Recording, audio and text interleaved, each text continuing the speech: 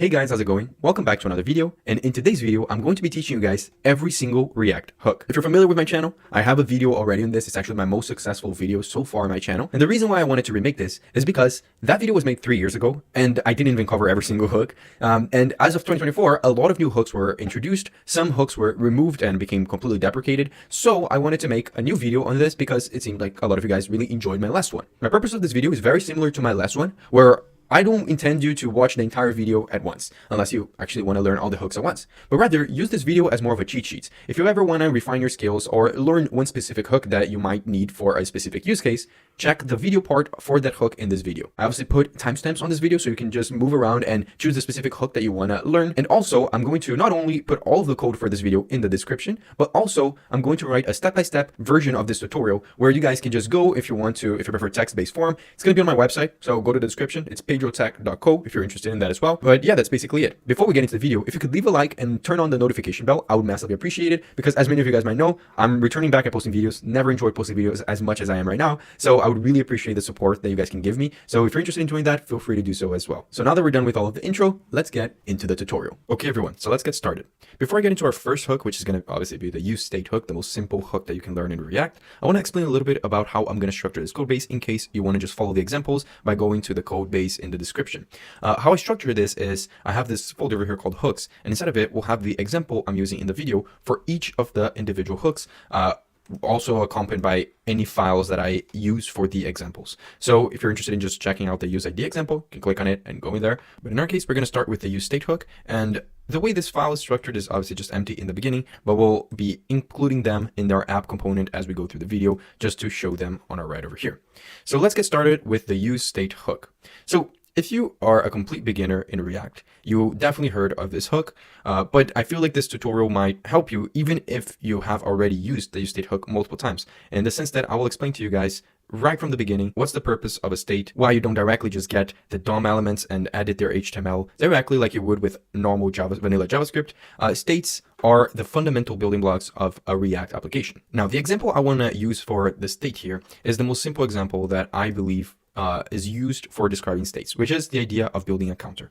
So in this component over here, I'm going to put a div, which is going to wrap a p tag, so a paragraph tag, which is going to display some number, which is going to be the count.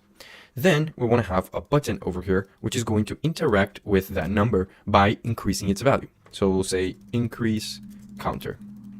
Now, we currently have no way to store that number for the count, and we have no functions to call when you click the button. Before we create any state, let's just do it how we would normally do with a normal variable, as if you were playing around with JavaScript. I'll create a constant over here. Actually, I'll create a normal variable that can be altered, and I'll say count is equal to 0. And then I'll pass this value over here by passing count. Perfect. You see, now we see the count being 0. On this button over here, I'll create a variable called increase count. And inside of here, we're going to put some logic to increase the count and pass this increase count as the on click to this button. Perfect. Now, normally speaking, if I want to make this variable go up, right, this value go up by 1 each time, what I could technically do is do count plus or equals 1. But you'll see that this doesn't work. Now, it technically increases the value. If I were to console log over here the value of count, you'll see that in our console over here, it should technically, when I click the first time, show 1, then 2, then 3, then 4. So the variable count is indeed changing. But why aren't we seeing that change over here? Well, because if you were using vanilla JavaScript, what you would do now is you would directly grab whatever p tag is displaying this number and change its value to represent the variable. But we're not doing that. We're using React, where our DOM needs to be updated and re-rendered automatically depending how the state of our application is. So this is the idea of a state. A state, in its most simplest form, is just a variable that you can create and change its value. And when its value is changed, it will automatically trigger a re-render of your page to demonstrate the new value. So how do we create one? Well, the way you do it is like this. You say const and then set an open and closing square brackets. Then you set it equal to the use state hook. It should automatically import it from React. Then we open and close parentheses, and you'll see that most hooks will look a similar way. Now, what do you put over here? Well, you put the initial value of what your state what you want your state to be. So in this case, count starts at 0, so we can put 0 over here. But this, you could also pass an empty string if your state represents a string, or even an object if that's the case as well. So we'll keep it as 0. And what do we put inside of here? Well, with the way that the useState hook is defined, and you can look at it if you want to, this should return back inside of here two things. The first is the value of your state, which is being called, you can call it whatever you want, let's call it count.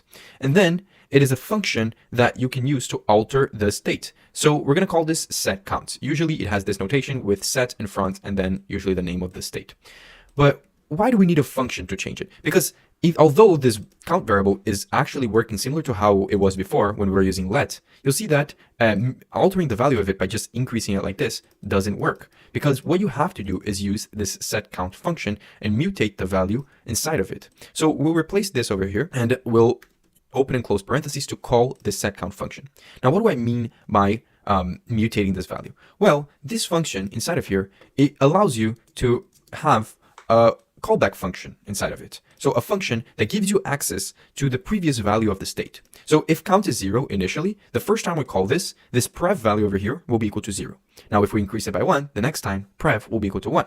So what we return from this function is just the new value of our state with this alteration. So when we call increase count, all we want to do is get the previous value and increase it by 1. If we wanted to decrease it, we could subtract or multiply or do whatever we want with this. But in our case, we want to just add it. And by doing this, we'll ensure that we're altering our state in the correct way and thus making React actually trigger a re-render because it is using the value of that state inside of this component. So you see now, if I keep clicking on this, it will keep increasing. Now, one cool thing that helps you understand more about the React lifecycle is looking at our old console log, this thing over here, right? If we go over here, we see that initially it's supposed to be 0, and we're not console logging initially. We only console log when we click increase count. So we are setting the count to be equal to 1 over here as the first touch of the button, and then we're console logging. So you should assume that when I click on this button, we should see 1 because it increases by 1 and then it shows 1. But you'll see that it's always lagged behind. It seems like it will always be 1 behind, even though it's after the set count. And the reason for that is because we're console logging before the page decides to re-render to show the new state value. And thus, the state actually only changes value after it's done running this increase count function. So keep that in mind. If you were to do set count over here twice, you'll see what will happen over here. It increases by 2 each time, but it also lags behind on both of them. See? So this is the most basic explanation of the useState hook. It will be the hook that we use for most of our other examples because it's basically the most simplest way of managing the state of your application in React. Now, there's other examples that you can play around with, but I think that this should be enough to get you going to the next ones. Okay, everyone. Now let's go into the useEffect hook, which is the second most basic hook in React, in my opinion. So I changed a bit the app.jsx that we had before. Instead of showing the state example, I'm showing the effect one. So if you're playing around with the code base, I would ensure that you do the same. So what is the useEffect hook? Well, the useEffect is one of the most powerful hooks in React, even though it gets a lot of backlash, especially nowadays. And as a beginner, you will mostly use it for doing stuff like fetching data from an API immediately when your page renders. So what the useEffect hook does is it lets you run code after the component renders, depending on a set of circumstances. So if I had a state, for example, and I wanted to run a function every time that state changes value, I could use a useEffect for that. If I wanted to run a function every time someone goes into my website for the first time or renders this page for the first time, I could use a useEffect for that. Now, how is that going to look like? Well, the example I want to give to you guys is the idea of fetching data from an API immediately when you go inside of the website. Now, I'm going to be using a public API that you guys can access. It is the JSON placeholder API.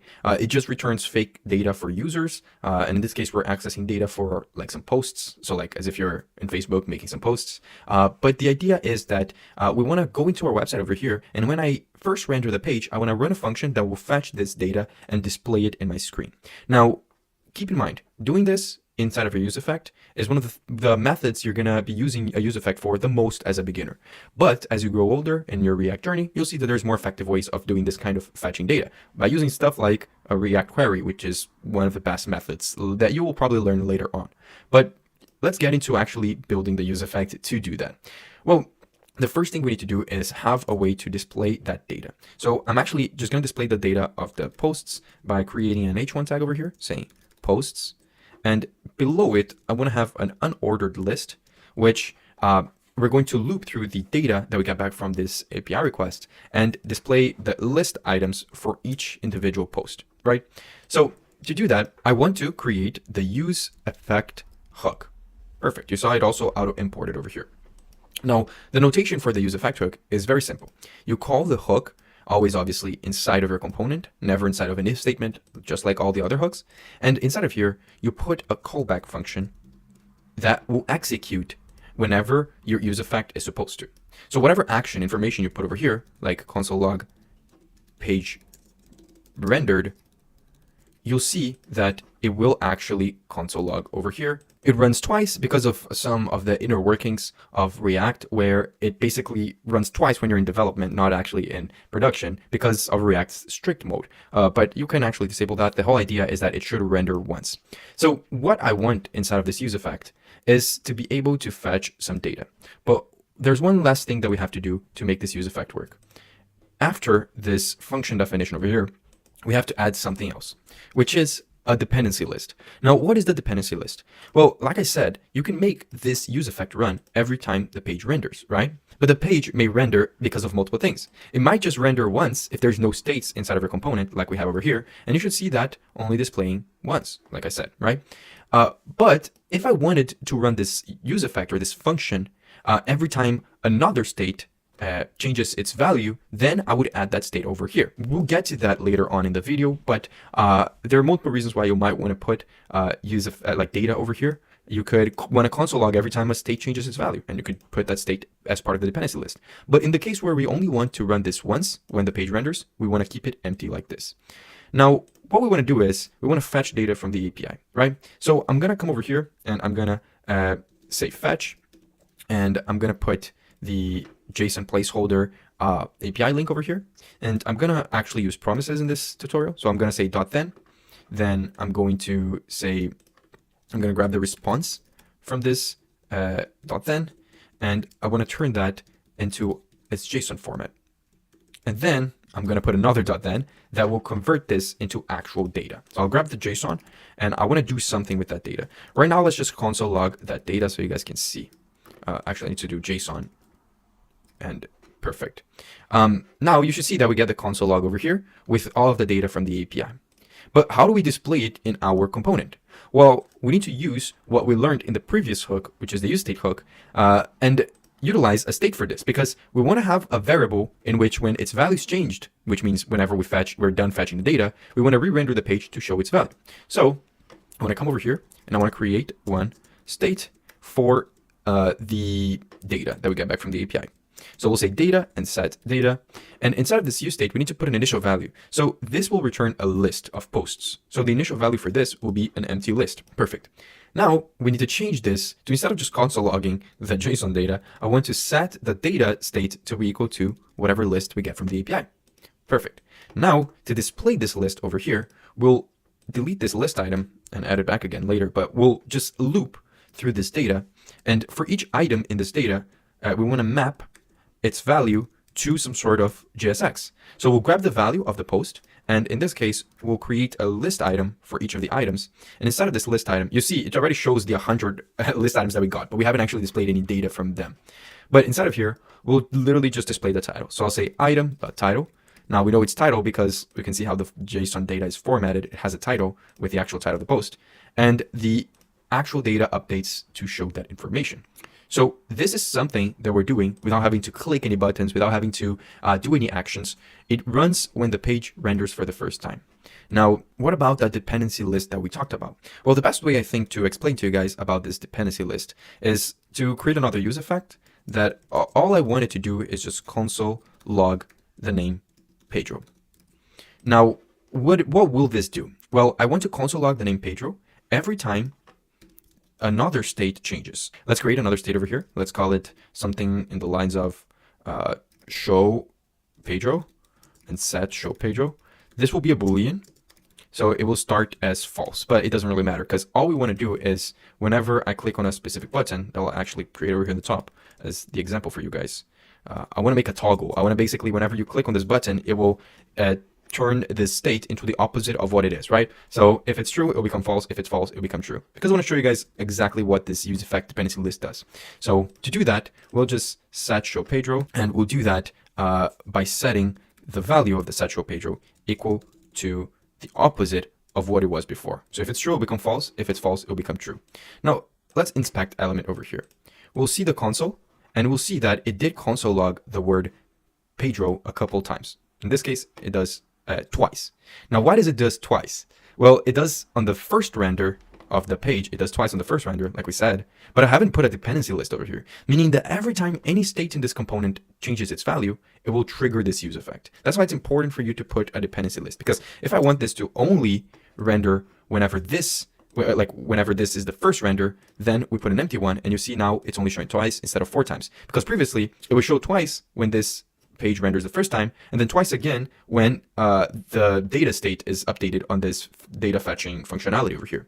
So what I want to do now is I want to make it such that every time I click on this button, it will trigger this use effect. Now, how can I make this use effect depend on this show page row state? Well, the name is already there. I can just put directly this over here, and now every time I click on this, it will trigger that use effect, as you can see over here. Now, this is the basic idea of how a use effect works. Now, there's another aspect of the use effect which I won't get into this video, which is the idea of subscribing to events, because I think it's a little bit more advanced. But if you are an advanced person who already have experience and wants to understand this, the most basic idea is that you can use effects to subscribe and clean up from events like connecting to GraphQL subscriptions or connecting to Socket.io, connecting to an event that will consistently happen, maybe even a timeout. And you can then use the use effect to clean up that event. But I won't get into that in this video. I do have a more in-depth tutorial on the use effect if you guys want to check that out. But I think this is all I wanted to cover for this hook. Now let's talk about one of the most important hooks in React, especially when you're starting your journey and you want to learn how to build applications that can actually scale and manage your states, which is the use context hook. Now, to make this example, I actually already built the context example component that we have over here, because I want to showcase you guys the use case of the use context hook by first showing you guys an example of what problem it fixes. So imagine we have this scenario over here where we have this parent component, which is called the context example. And inside of it, it calls 2 child components. So we have one component called child toggle and one component called child display. Now, both of those components do different things. There's a state called isToggle over here, which starts off as false, but depending on its value, it will show this text either off or on. And how we alter that value is by clicking a button that exists inside of the child toggle. And you see it does update that. Now, you might have noticed that both components utilize this isToggle and set isToggle state over here that exists on the parent component. So to actually access that information, for example, in the child toggle, I need to access the set isToggle function, and on the child display, I need to access the isToggle value. I need to pass that information as part of the props to the child, right? And imagine later on, you might need this information, this state that exists on this parent, on child components inside of this 2 child components. So imagine I have another component over here that would need this isToggle state. So I would have to pass it as prop as well. Now, what this does is it opens your app for some organization issues. It introduces a topic that is known in React as prop jailing, which, for example, if I wanted this grandchild component to access the isToggle, but I didn't need this isToggle as part of the child display component, I would technically need to have it been passed as props to then pass to this. So it's prop drilling because you're drilling this prop through this component without it actually needing. Only the grandchild needs it. But because of how it is set up right now, you would have to do that. But it also can cause a lot of unnecessary re-renders of components. Because remember, if I'm passing something as prop, that means that every time that value is changed, it would trigger a re-render of this component, meaning that even components that don't need to be re-rendered would be re-rendered just because they have that value as props.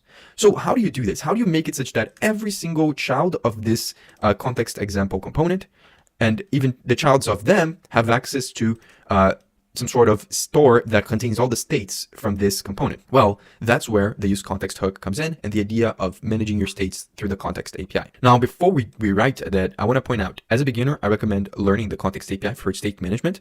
But as you learn more and more about React, there are countless others libraries and solutions that you can implement. The most well-known ones are Redux, Daztyn, React Query. There's a bunch of them. I have videos on a bunch of them as well if you want to check them out. But I definitely think learning the context API first is definitely the recommended.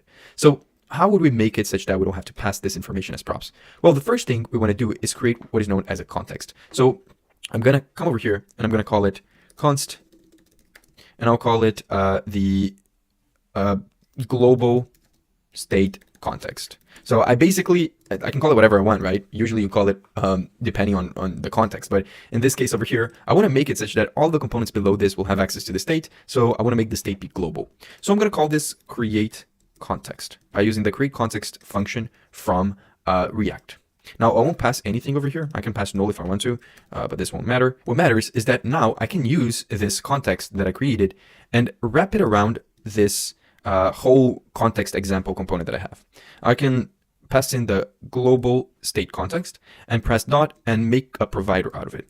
Now a provider is like you're telling React which components you want to provide this global context to. So everything that exists inside of here will have access to the composition of states that you want to put inside of this context. Now, how do you put the states inside of here? Well, you pass a value to this provider. In our case over here, we only have one thing that we want to pass, which is both the isToggle value and the setIsToggle function. Those are the only two things that we really need. So what I want to create here is an object that will pass this two informations. So I'll pass the isToggle and I'll pass the setIsToggle. But if you had multiple states that you want to have to be accessed globally, you can also include them inside of this object over here. Now, this means that I can just delete both of these props, because what happens is now, I'll also delete it from here, sorry, and from here as well. Because now, if I want to access both the setIsToggle and the isToggle on these two child components, all I have to use is the use context hook, and you will grab values from a context that you provide it with. So in the child toggle, I want to grab the setIsToggle function. So I'll say const set it equal to use context, and I'll pass the context that I want to put inside of here. So I want to grab states from this context. That means that I can indeed grab the setIsToggle directly from this use context. I'll do the exact same thing here with the child display, but instead of grabbing the setIsToggle, I'll grab the isToggle. And you'll see that the whole app still works, even though I'm not passing anything through props. Now, this is the beauty of using a state manager, because you're able to create states that you can then use in multiple layers of your components.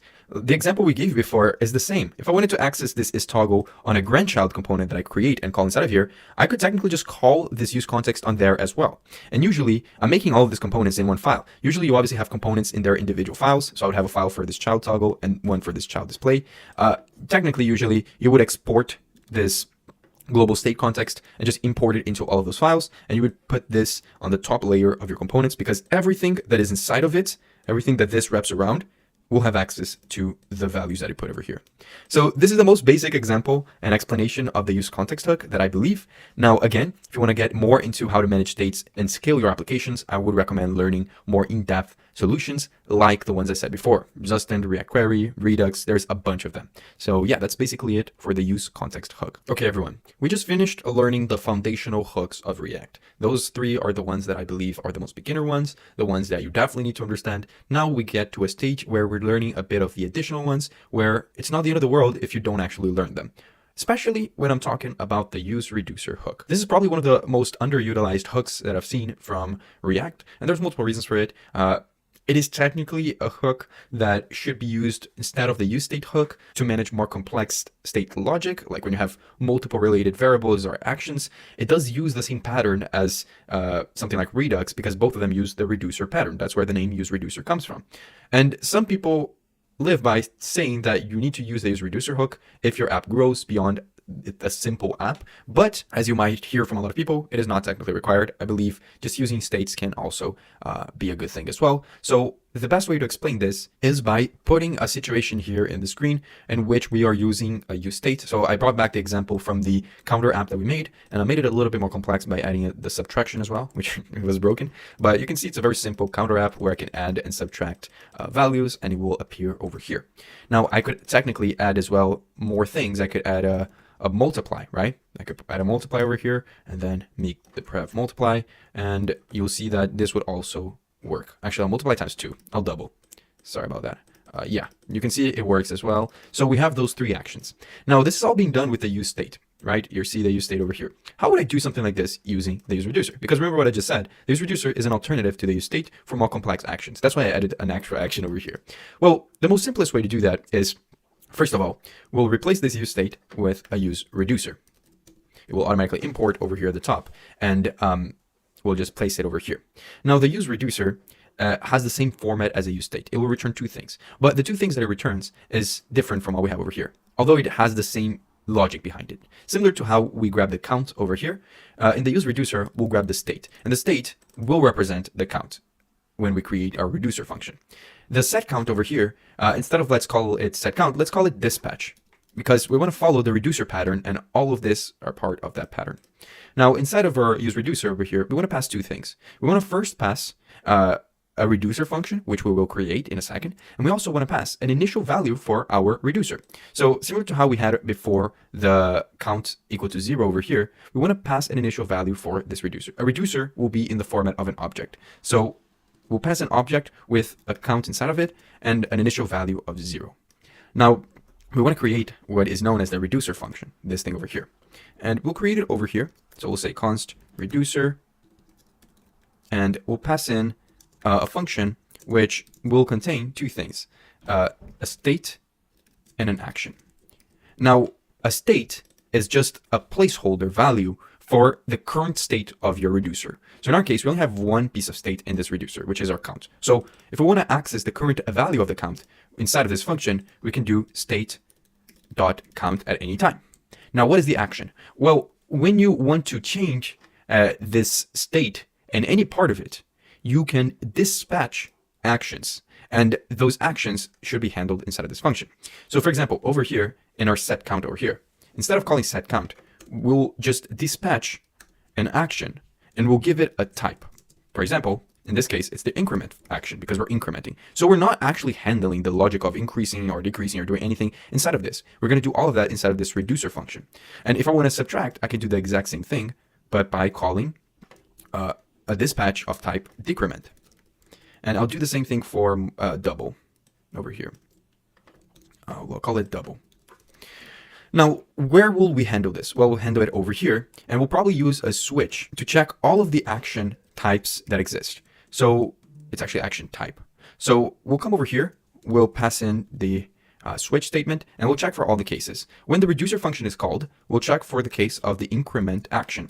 And if that's the case, we want to return what the value of the state is going to be like when this action is dispatched. So remember, the reducer state looks like this. It's an object containing all of the states that you want to have inside of this reducer. In our case, we only have one, which is the count. So if I want to make this increment action increase this count by 1, what I can do is say count is equal to state.count, because we'll get the current value of the count, plus 1.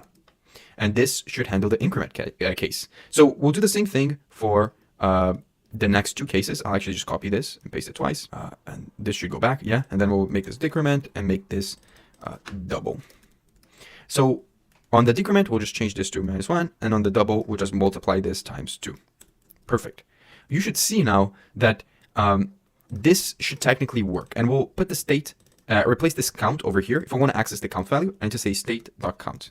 And we should see that this does work. It's the same thing as we had before, but instead of using a use state, we're using this new hook called our use reducer, which definitely seems like a lot more work. I know a lot of you guys might be thinking that, but again, this is an alternative to the use state if we're more familiar with something like Redux and the reducer pattern. And this specifically also acts pretty well if you have multiple values on the state. For example, if this reducer was for a user, and the user had a name, it had an email, an address, it had multiple pieces of data that might want to be manipulated, you can actually keep all of the logic for manipulating this user directly inside of this single function, and then to just dispatch those actions over here. It might simplify everything. But one single case that I want to put before we leave is you do want to handle the case in which you accidentally dispatch something that doesn't exist, right? If I were to put a name over here that doesn't exist, I think this will break. Yeah, you'll see it breaks. So we want to put a default case over here. And in this case, let's just console log no reducer type. No, not action type. Now, what happens is, even though the name is over here, we should see that console log happening. And you can obviously throw errors, you can do whatever you want to handle that case. It doesn't really matter. I just wanted to add it because you don't want to have a switch case without a default to.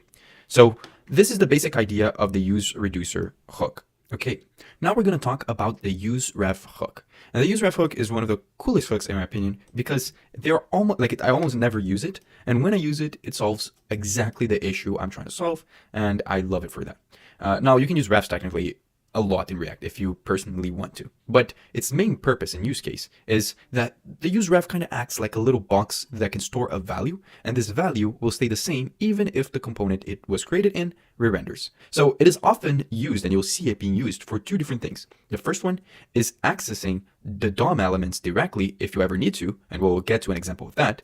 And the second one is keeping a mutable value. So you can technically use the useRef hook to store values of previous of states, but like store the previous values of states, even though it will change due to a re-render. So the ref won't trigger a re-render when it's changed. So we'll see both of those.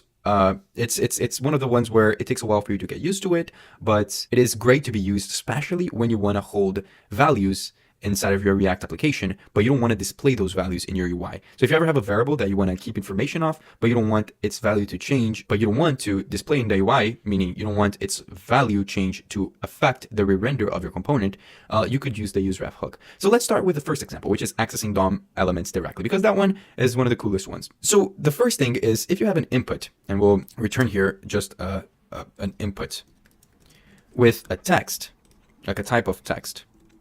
So type text, we should see that input over here, right? Now, if I want to get the current value of this input without using the useState hook, because if you are familiar with states and inputs, you should know that you can indeed keep track of whatever is typed on an input by just changing a state to whatever the value of the input is. But if you want to use a useRef for this, you can do it like this. You can create a reference to this input, let's call it input ref, and then set it equal to the useRef hook. Now, this useRef hook will allow us to make a direct reference to an HTML element. In this case, it will be the input. So we can come over here and set this as a reference by passing in a ref property and then setting it equal to our input ref. Now, if I want, I can create here a button that, let's call it onClick. I'll create a function that all it does is just console logs the current value of the input whenever we call this function. To do that, I'll create over here a button right next to this input. So we'll create the button and we'll call it console log. Sorry about that, console log. And we'll pass in this onClick to this button. So onClick equals to onClick. Now, obviously right now, it doesn't matter what's typed over here, it will just console log value. But if I want to grab the current text written on the input, I can access all of the HTML properties of this element in the DOM by using the input ref .current. And this .current allows you to see all of that information from a ref. And the best part is that whenever you update a .current of a ref, which by the way is literally what a ref is an object with a .current inside of it, with a current property inside of it. Whenever you update this current, it won't cause a re-render, and we'll see that. But in this case, if I wanted to console log the value, I can just say input ref .current .value. And you'll see that when I click console log now, it should actually put the information of this input. So it allows you to grab specific things from the DOM. Now, another thing that it helps you do, that is, people love to point this out, is focusing, right? You can call functions that are primitive to the HTML element. For example, if I want to focus on this input, whenever I click on this button, I can just say input ref, actually I'll have to delete the console log. I can just say input ref .current .focus. And this is a function that exists in JavaScript. When I click on this, it should focus on this input, as you can see, and I can start typing. So this is the most common example of a useRef. But if you remember, I just said that if I change a value inside of this input ref, it won't trigger a re-render. For example, if I wanted to change the input ref .current .value, right, which we know represents what is currently typed on this input, and I want to change it to the word Pedro, you should see that when I click console log, which right now shouldn't even say that, but when I click this, it will change this thing to actually say Pedro. But if I were to create a use effect over here, right? Remember the use effect? If I were to create a use effect that updates and it will trigger this function, we're not going to put a dependency list. It will trigger this function every time the page re-renders. And we console log the text page re-rendered. You should see that obviously it console logs initially, then I'll type this once and I'll change it to Pedro. Even though the UI changed in a way, it didn't trigger a re-render. if you were using a state for this, it would definitely trigger one. So this is the main two use cases of a ref. Another use case is keeping count of the previous state of a state. So the previous value of a state. So I'm gonna show you guys what this means. Let's create a state here and use the example that we've been using throughout this whole tutorial. We'll create a count. So a counter state. We'll start at 0 and we'll call it count and set count. Now let's change this to have a p tag that will display that count, and we'll say just straight up count. And then we'll have this button, which, like before, we'll just call a set count function to increase. So we'll say prev is equal to prev plus 1. And we'll change the name. I'll close this and we'll change the name of the button to increase or increment. Perfect. So we have this counter example. We've been dealing with this through this whole tutorial, right? Now, what if I want to constantly keep track of the previous value of the count? So whenever count is 11, I want to keep track of what the value of the state was before. Obviously, because of the nature of this specific example, meaning to get to 11, the previous value had to be 10, it's kind of redundant. But states that can have multiple variations of its values, this could be very useful. Now, if I wanted to do that, what I can do is, first of all, set up a use effect that will be called every time the count changes. And we can do that by passing the count to its dependency list. Then what I can do is create a previous count ref. So I'll say const previous count is equal to use ref, and we'll set it initial state to 0 because that's the initial count. Now I want to display that p tag over here as well, and we'll actually put a label to this. We'll say previous count, and we'll put a count to this one. Nice. Now we'll pass in to this value the previous count dot current. Now you might think this is weird because previously the dot current value had stuff to it. It wasn't a number or a string, but now it is a number because we set it to be. We didn't pass this as a reference to a DOM element. We're using it as an actual variable. Now, when I click increment, you'll see that the count goes up, but the previous count doesn't because we're not doing anything with it. What we want to do is make it such that whenever the count changes, we want to set the previous count equal, previous count.current equal to the current count. So you'll see that it will always be equal to the previous version of the count state. So it's a good way for you to remediate how your states are changing and understanding how your app is working without actually causing issues like re-rendering. The best analogy I've heard for the useRef hook is that it's like a sticky note that you can attach to a DOM element or a variable, and you can read and write it, but it doesn't really affect the rest of your component's behavior unless you explicitly use it. So it's one of the most important hooks in React, in my opinion, one of the most underused hooks as well. But at the same time, you start understanding it the more you run into situations in which you need to use it. Okay, everyone. Now let's talk about the use imperative handle hook. It's probably the hook that you'll use the least by far out of all the hooks. If you watch my previous React hook scores, I also mentioned this. I gave one use case for that, and I believe that's the only use case I ever ran into where I needed to do this, especially because the main pitfall of refs and the use imperative handle hook as a whole is that you shouldn't be overusing refs in your projects. So the use imperative handle hook is only used whenever you are using refs and in a specific use case to it. So it's the kind of thing where, to be honest, if you want to skip this part of the video, feel free to do so. I even want to go through it fast because I don't think it's actually explaining by typing everything will probably give a worse explanation. So I already built up an example over here of how the use imperative hook can work. And I also wrote some comments so that you guys who are just looking at the text can actually understand everything as well. So the use imperative handle hook works by basically allowing you to customize the ref you decide to expose to a parent component. And it's very useful when a parent component needs to interact with a child component and you want to control exactly what the parent component can access from that child component. So the best and easiest way, I think, is it's basically a way for you to decide what the parent can see and do to a child's ref. And the way you can do this is, for example, when you have a parent component, and in our case, it's the imperative handle example that we are displaying here in the screen. And imagine in this example over here, in our parent, I want to have buttons that directly interact with a ref that exists in one of its childs. Now, in this example, you have two buttons, right? We have a button to focus on an input and a button to clear an input, and they both work, as you can see. But one thing you might have noticed is that both of the buttons exist on the parent, but the input and the ref that represents the input exist on the child. So how exactly do we do this? Well, normally, if you want to be able to access this, you create the ref over here on the parent component. So we called it the input ref. We used a use ref for it, and we passed it as a ref to our child component.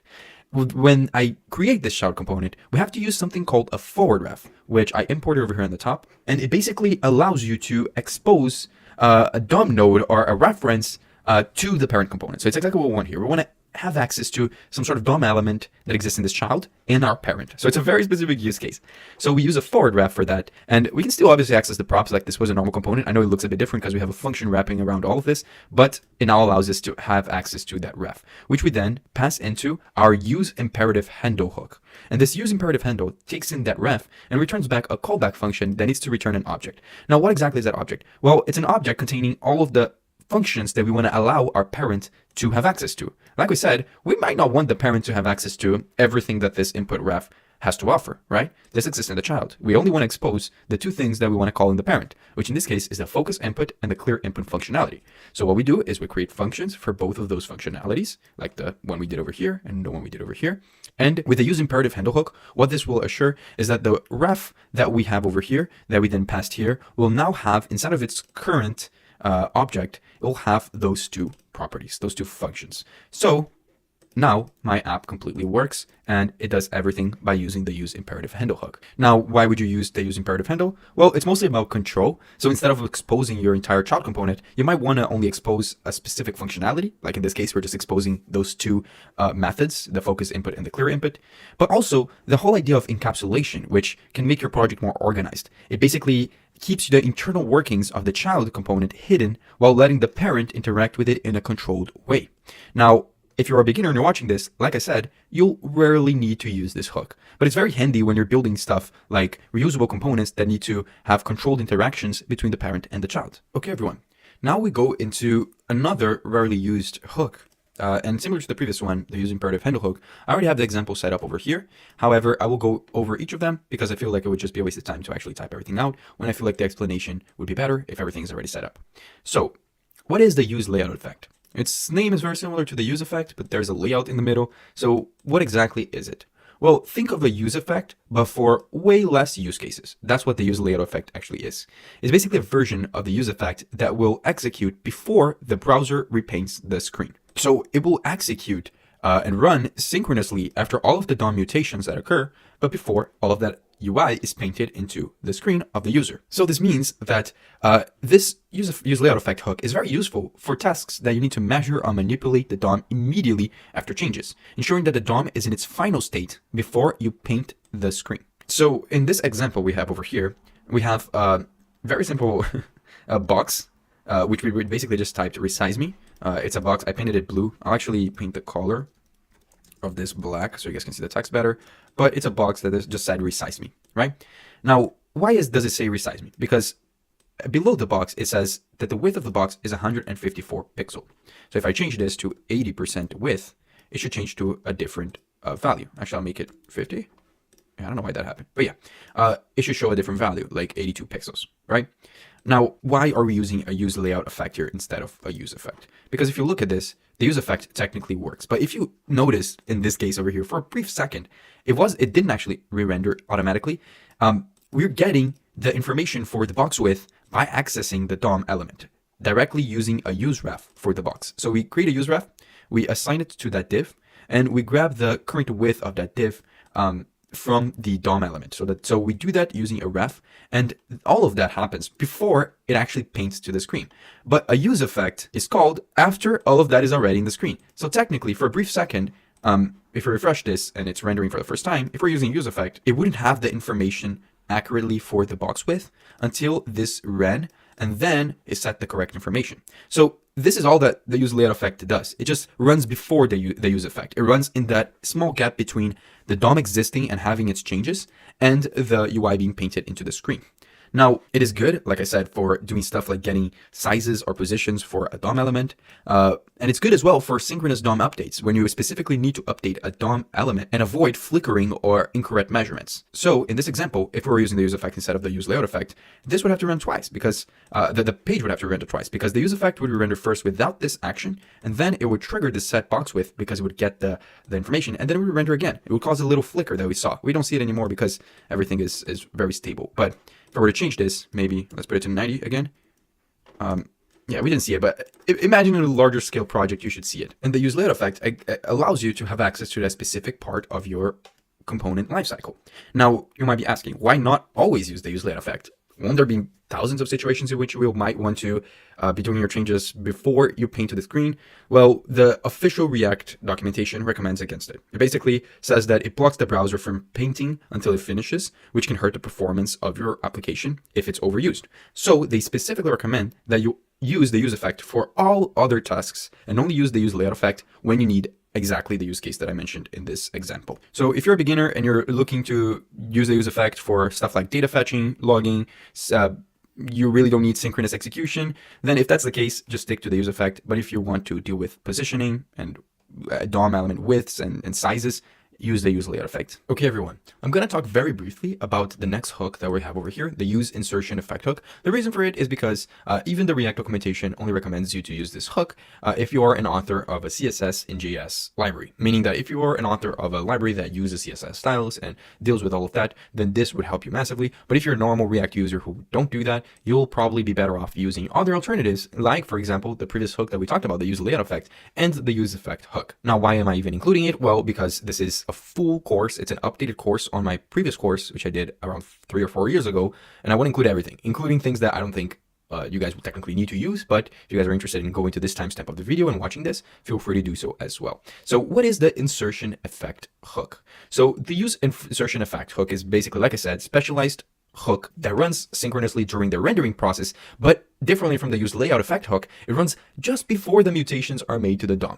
So it is designed for cases where you need to insert styles, meaning CSS styles or style tags, like we have in this component over here, into the DOM during rendering to ensure that they're actually applied immediately. So you can see that you'll probably never run into a situation where you need to do something like this, and you will be much better off using the other alternatives. But as specified by the React creators, this is primarily intended for CSS and JS libraries, like style components, one that I personally used a lot in the past. And the reason why they benefit from using this is because they're able to inject critical styles into the DOM before the browser even attempts to paint the UI. So this will avoid situations where a component briefly renders, but without any of the styles, and then it flickers to the component with the styles. So it's similar to the use layout effect in the sense that it will prevent those flickers, but this is specifically talking about styles. So I'm not gonna go too much in detail with this example over here, but we see that we have here a div, and in this example, we're using the use insertion effect hook to style this div, which basically just means setting a color for the text and like setting a background color to blue.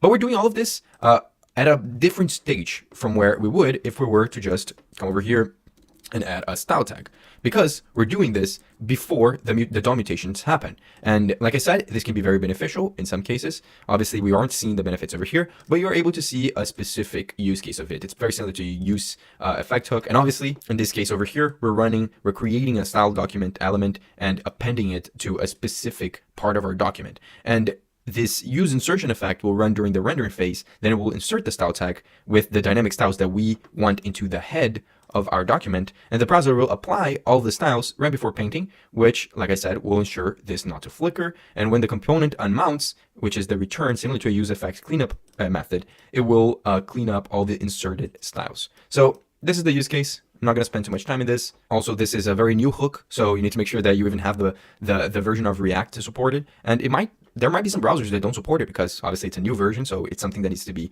more and more adapted with time. But like I said, it has a very limited use case, so if you're a beginner, I wouldn't even attempt to understand it. But that's basically the best explanation I can give for this. Let's get into the next hook. Okay, so now let's go into the next hook, and we kind of left some of the more rare use case scenario type hooks that we just talked about, and let's get into one that is from the newer version of React, but I personally have been using it a lot ever since it got released because I think it's very cool, which is the use ID hook. Now this hook in React basically generates a unique and stable ID that we are able to use for elements in our component. So this is great for a variety of reasons. If you're familiar with accessibility, you want to have your app be very accessible to everyone. So you use something like you create an ID for an input and you link a label to that input. And this is very common by doing something like this, where you set an ID to an input and then you set an HTML4 to a label that links to this input. In this case over here, we have a name label and the specific input that would take the value for the name, right?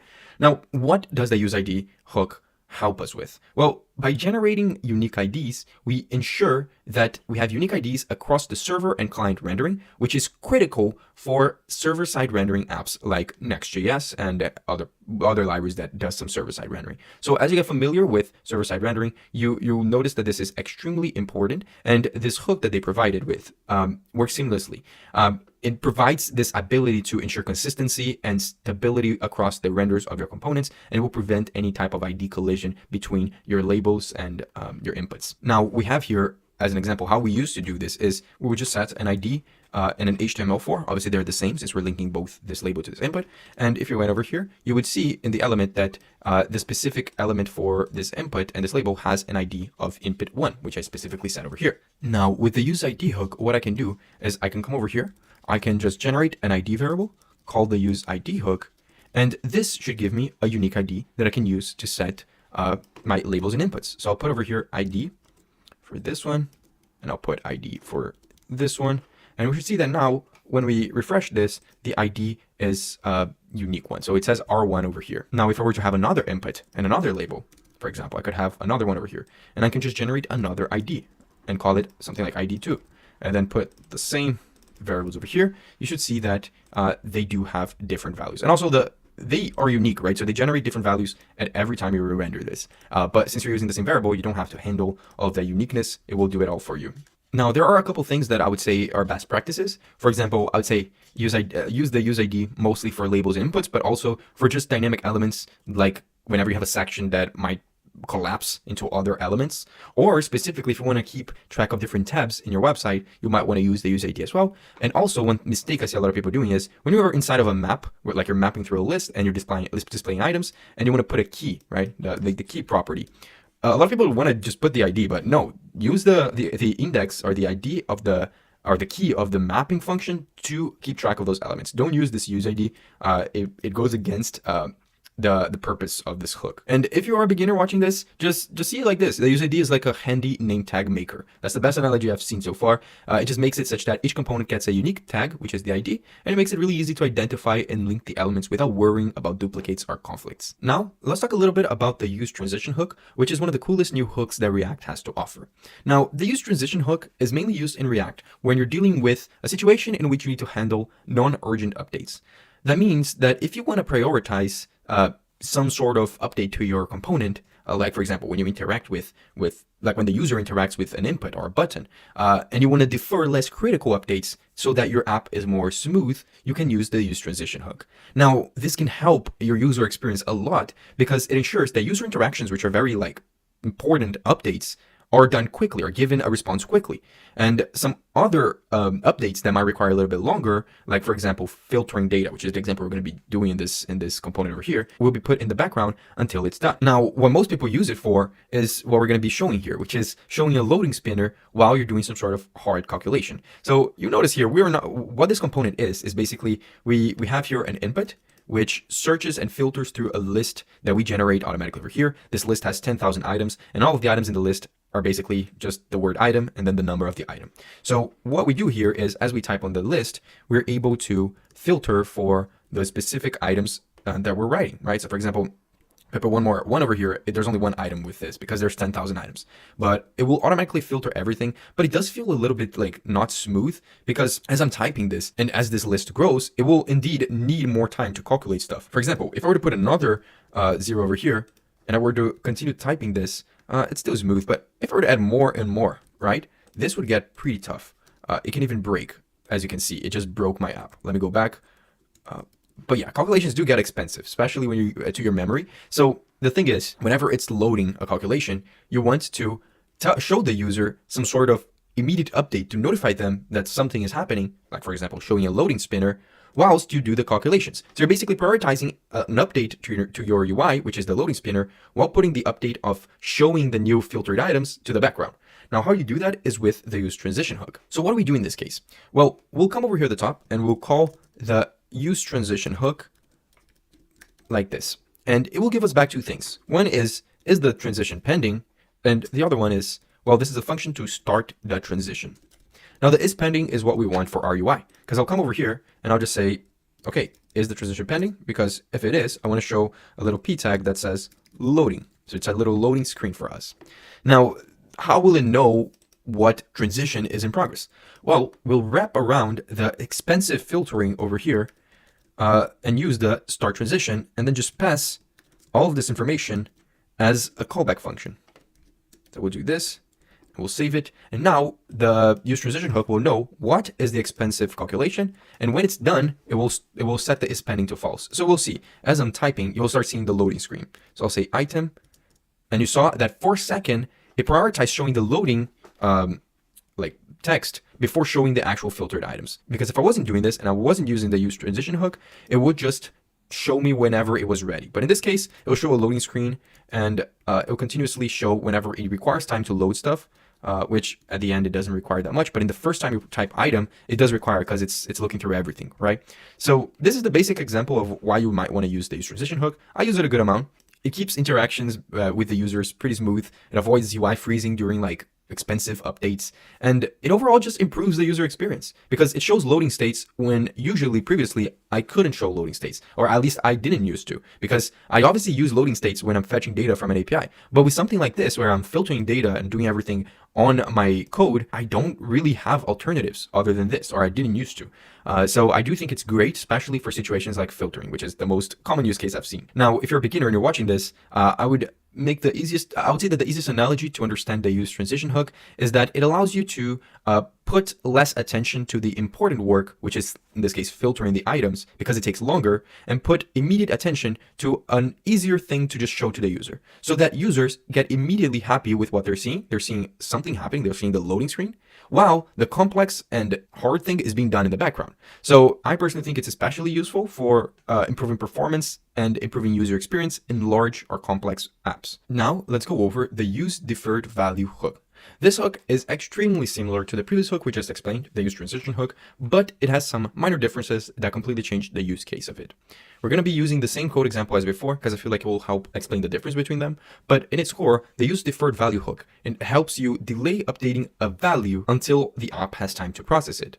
It is specifically useful for smoothing performance when the current value is updated too frequently, like when you're typing on an input to try to search and filter for a list, and you're typing too fast, which makes the state update a lot, meaning that it might cause issues with the performance of how your states are, or how your components are updating. So the main characteristics of this hook is that it will allow React to prioritize rendering the urgent updates, like the user typing, but it would also delay less critical updates to avoid blocking the main thread of your application. And the best part is that it doesn't require any manual logic, like using the use transition hook, where you had to specify where in your app you wanted to start the transition. So in this case, it is very similar to something like a debounce that you might be used to if you're, I don't know, writing search queries that searches or fetches data from an API based on what someone is typing on an input, but it has some differences because in this case, we're not delaying the execution of the filtering or the API request. What we're doing is just deferring the value update to reduce the cost of rendering that information. So how exactly would we implement it here to make something similar to what we did with the use transition hook? Well, what we would do is we would say use deferred value over here in the top. And then we obviously have right here an input and we have a query variable, right? It represents what we're searching here. So we'll put 2, 3, this goes to the query state. And then we have this items list is the same one as before. And then we filter the list.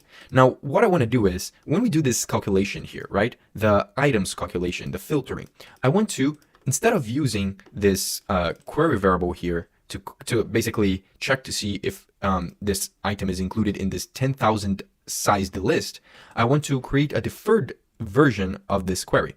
I'll say deferred query, and I'll set it equal to the use deferred value hook and pass in the query. I'll defer this value exactly for the reason of having smoother performance, because now if I use this defer query over here, it should already be working. Now we obviously don't see it directly. We can also get the loading spinner like we had before, because now we have two pieces of information. We have the query and we have the deferred query. And we know that the loading screen will only be the case, it's only loading the data if the query is not equal to that deferred version of the query, the one that is waiting to be done with the calculation until it's set. So we can just ask if query is not equal to deferred query, then we can show a loading screen. So we'll say a p tag and then loading. And again, this is crucial for when you're dealing with complex operations that would benefit from reducing the cost of rendering. And it's mostly with like something like typing fast, like I'm trying to do right here, but it will actually not make you run into issues where it's taking a lot of time to filter through that list. Now, you might still be wondering, how is this different from the use transition hook? Well, it differs in what it does, when to use, and how it works. Because what it does is it defers a value from propagating immediately, when the use transition hook, on the other hand, defers the state to update or render some sort of task. And then on the part of when to use, you would probably use the use defer hook whenever you're working with frequently changing values, like this input. And it just happens that the example I used for the use transition also involved typing on inputs, but the use transition is mostly used when you specifically need to render heavy UI or updating a specific state. And finally, the way you use it is different, because this will automatically delay the value. When the use transition hook, you need to specifically wrap whatever you're trying to calculate around with the start transition function. So this is one of the most useful ones, I think, from the new hooks that we have so far, together with the use transition hook. I think there are things that a lot of people probably didn't realize would really benefit them and their projects. And React is really handing down the whole part of improving performance, because that's definitely something that will help React in the long run. Now, let's talk about the use sync external store hook that was recently introduced in React 18. Now, to explain this hook, I made this example component over here, which is a very simple component that just fetches data from the Pokemon API and displays the list of Pokemons. Now, we're going to change this hook to be using the use sync external store. But in order to do that, I want to just explain a little bit about what this hook is. Well, the use sync external store hook is designed to let components be able to subscribe to external stores, like for example, global state libraries or custom state managers, in a way that's very safe for concurrent rendering. This was introduced in React 18 to solve issues with concurrent rendering when you're dealing with situations like this. It ensures that your component stays in sync with whatever external state you need, and it avoids issues like tearing, which is basically when your rendering is inconsistent during updates. Now, the use sync external store hook looks like this. You'll create a variable called state, and we're not currently implementing on this example. I just want to show how the hook actually looks like. But we'll create a variable called state and set it equal to the use sync external store. And then this hook, you need to pass technically two things, but you can also optionally add a third thing. The three things you need to add is, first, a subscribe function. So we'll have to create that, which will register a listener for any external state changes. Then you'll also pass in a get snapshot function, which will also create, which its main purpose is to return the current state of a store. And then there's also the optional thing that you can pass here, which is a function called get server snapshot, which this is specifically meant for when you want to provide a snapshot for server-side rendering. So in this example that we have over here, what we want to do is create a custom store that will fetch the Pokemon data from the API. It will update the state and notify all subscribers of this store when the data is ready. This means that you can create a store for some sort of API data and have a lot of components subscribe to the store so that they can be synchronized with how the data is updating. So how would we do it in this case? Well, I'll create another file over here inside of our use sync external store folder, and I'll call it the Pokemon store.js. Inside of here, I'm going to create the things that I need for this, like the subscribe and the get snapshot. Since I'm not using server-side rendering for this, I'll remove that. But we'll create those and we'll import it on this file. So the first thing we want to have a store for something like this logic of fetching Pokemons is creating a state variable. So we'll create a state, and it will be an object, and we'll have one piece of information, one property called Pokemons, and it will be an array. And we'll call this the initial state. Then we'll have some listeners, which will also be a list because it will be the list of our subscribers. Then we're going to have a function over here that is going to fetch the data and update the state. So inside of here, we're going to create and export a fetch Pokemon's function, which will be async. And we already have that logic, so I'll just paste it over here. I'll grab this over here, paste it. Now, one thing you might have noticed, I'll delete this. One thing you might have noticed is that we don't have a set Pokemon's state like we have over here. So instead of saying set Pokemon's, what we can do after we get the data is we can set the state variable that we have at the top equal to Pokemon's, and then set the data dot results inside of here, because data dot results is how we get the information from the Pokemon API. And then we can use that listeners array to loop through each of the listeners, so every single component that is subscribed to this, and we'll call a function called listener, like this. And then we'll go through the listeners array, which contains all of the components that are subscribed to this store, and we'll grab each listener. React will automatically set this callback function to have this listener function, which we can then call. So React does this for us. And then this will notify all of the subscribers. And then down here, we're going to just create a variable called the get state. It's a getter for this state, the state of our store. And we'll also have to create the subscribe function. So I'll say subscribe is equal to listener, because this will be passed by the useSync external store hook as well. And inside of here, we'll grab the listeners array. So if I want to subscribe a component to this, I'll just grab that array and push the listener that we're connecting through the hook. And then when we finish this, we also want to clean this up and return back function where I said listeners is equal to listeners.filter, and we'll just filter out if the listener is already there. So I'll say L is not equal to listener. This is just some logic to keep it. I know it's a bit confusing. I recognize that, but this is a very common pattern that you might see when creating a store like this. And it makes it very easy because now we can remove all of this logic from here directly. And in this use sync external store, we can grab the subscribe function from that file. We can also get the get state function, or the function, the getter that we created from this file as well. Now we'll delete the state. We don't even need a state anymore because this will handle everything for us.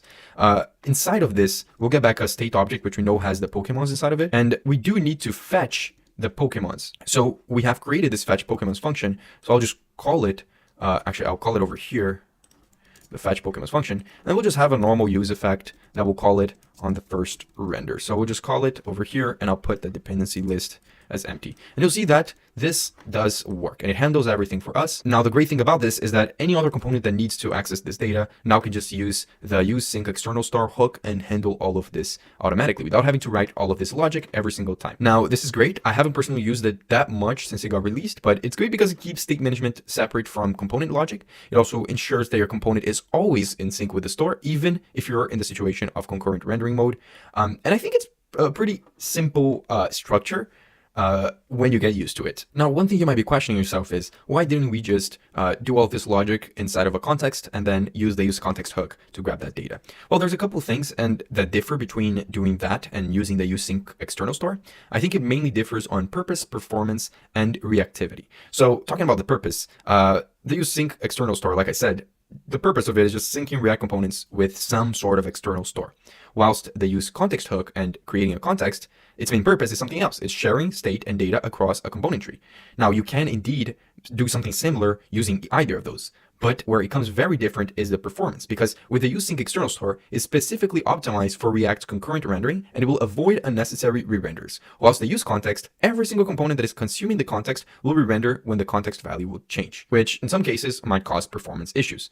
Now, the last thing is reactivity, because the useSync external store components only update when the store changes, whilst in the use context hook, the context triggers updates for all of its consumers, even if some of them don't need change, which goes hand to hand with what I just said about performance. And I feel like in situations where you're just sharing static or infrequently changing data across some components, maybe some global states like the theme of your website, or if the user is authenticated or not, maybe use a global context. But in this case over here, if you're syncing with global state libraries like Redux, or you're using external state sources, something like the sync external store might be good for you. Thank you so much everyone for watching this video. This was a lot of work, and I would really appreciate if you guys could leave a like and turn the notification bell on, because that would tell YouTube that you want to watch more videos like mine. And if you enjoyed this one, you'll probably enjoy the next ones I'm going to post as well. Again, don't forget to check out my links that are going to be in the description, especially my website, which is going to contain a text-based version of this tutorial so that you can later on reference if you ever need to. Again, thank you so much for watching this video, and I see you guys next time.